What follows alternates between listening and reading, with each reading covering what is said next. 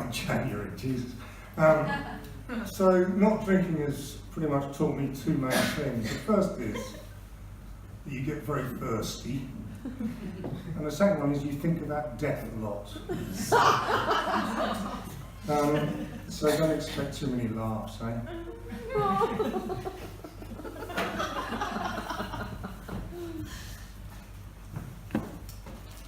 This is a story that is not really a story. It's about the River Thames and about my efforts to write. It's a sort of manifesto. I nick a load of it from Joseph Conrad. Dear old Joseph. It's called Hope is Elsewhere, open bracket, John the writer, close bracket.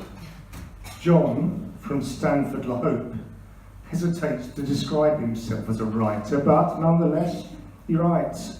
So, no matter his modesty, false or otherwise, he is a writer, John the writer.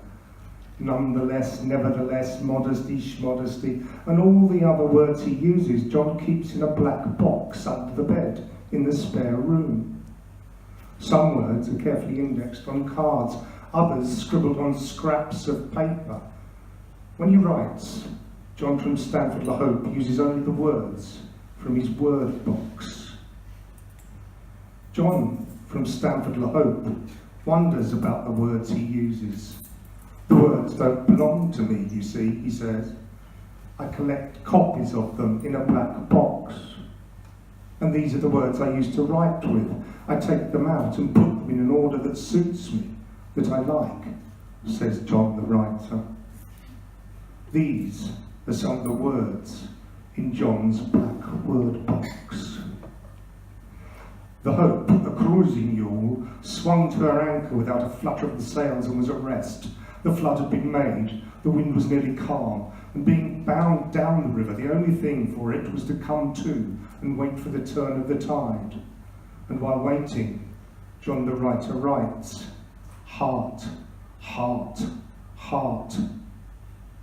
The sea reach of the Thames stretched ahead like the beginning of an interminable waterway.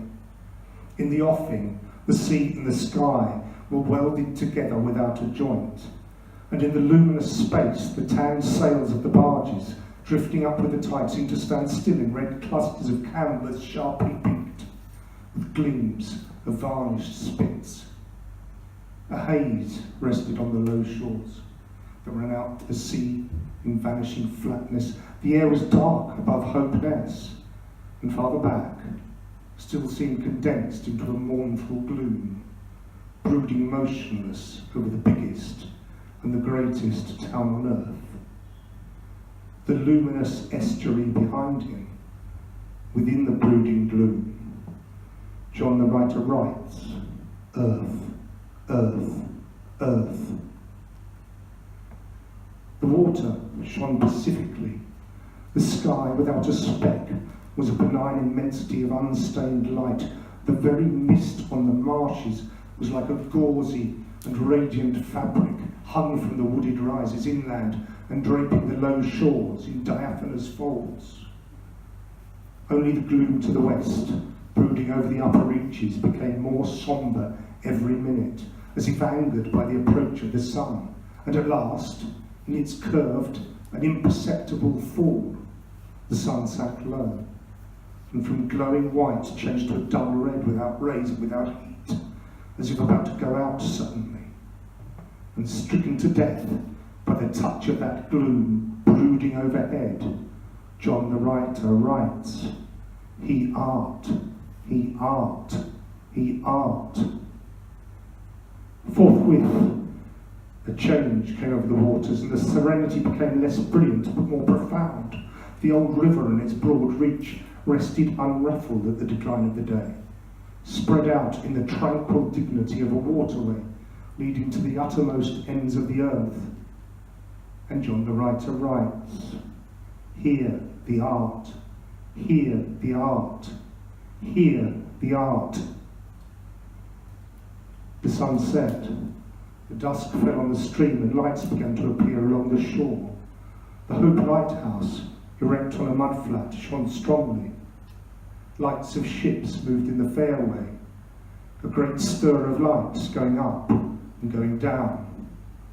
And further west, on the upper reaches, the place of the monstrous town was still marked ominously on the sky, a brooding gloom in sunshine, a lurid glare under the stars. John the writer writes, her art, her art, her art. Now the offing was barred by a black bank of clouds, and the tranquil waterway leading to the uttermost ends of the earth flowed sombre under an overcast sky, seeming to lead into the heart of an immense darkness. The dark words from the black box, the black words kept under the bed in the spare room. John the writer from Stamford La Hope, John the writer writes, at her heart, at her heart. He writes using the black words, her art at he, her art at he writes.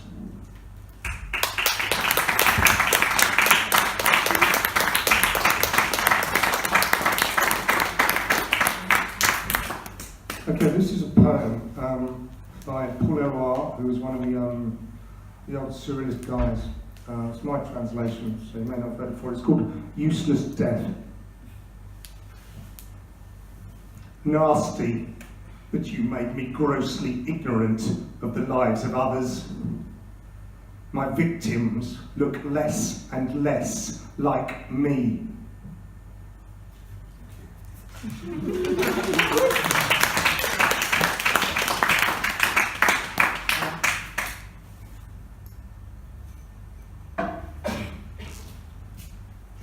Next piece I'm going to do by heart, which is quite unusual for me, so I've got no memory. It's written by Charles Bernstein, he's a big cheese in modern American poetics. He was the founder of the language school of poets. One of their primary principles is that the meaning of a poem is understood or is determined by the reader or the listener, not by the poet or the writer. So let's see what you make of this. This is one of his early pieces. It's called 1 to 100. He wrote this in 1969. 1, 2, 3, 4, 5, 6, 7, 8, 9, 10, 11,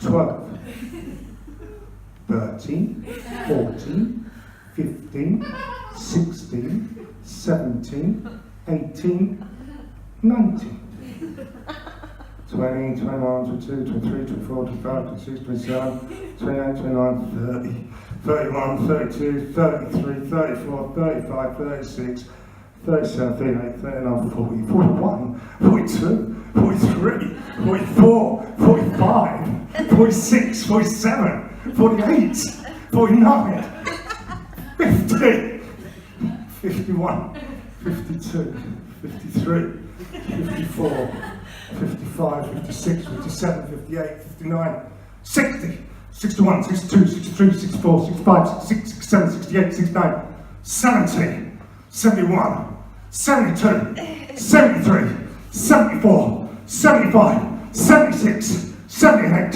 79, 80, 81, 82, 83, 84, 85, 86, 87, 88, 89, 90, 91, 92, 93, 94, 95, 96, 97,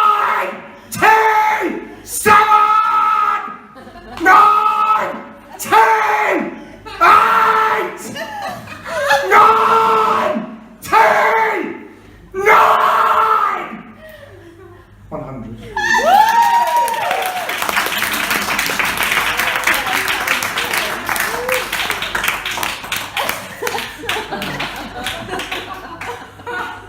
I wish I'd written that. But I did write this next song, which is a bit light, so I did this last time. This is called Radio Dada. This is your favourite, isn't it?